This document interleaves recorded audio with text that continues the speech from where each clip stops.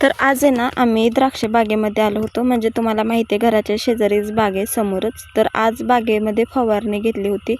तर जे मारला होता बागेमध्ये आणि बघू शकता बागेत किती छान असं मस्त गडं लागलेले आहेत, म्हणजे द्राक्ष लागलेले आहेत.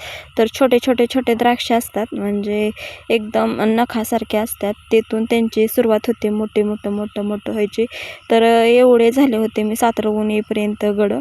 तर छान आहेत, कुठं कुठं आहेत पण चांगली वाढ आहे त्यांना. आणि सगळ्यांच्याच बागेचं तसंच नुकसान चालू आहे शेतकऱ्यांचं.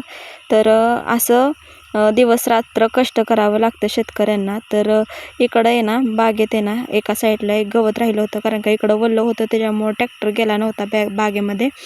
तर आणि इकडच्या साईडला वाळकं होतं म्हणून इकडं ट्रॅक्टरने नांगरून घेतले. तर बघू शकता किती छान वाटतं इथं. आणि एका साईडला गवत आहे आणि एका साईडला मोकळे. तर इथं दादांची ना फवारणी चालू होती. तर संध्याकाळचे 6 वाजले होते आणि इथं जे घ्यायचा होता. तर शेतकऱ्यांचं असंच असतं, सगळ्या कामगारांचा सुटायचा टायमिंग होतो, पण शेतकऱ्यांना काम करावंच लागतं. तर आपल्या गड असे झाले होते. थँक्यू.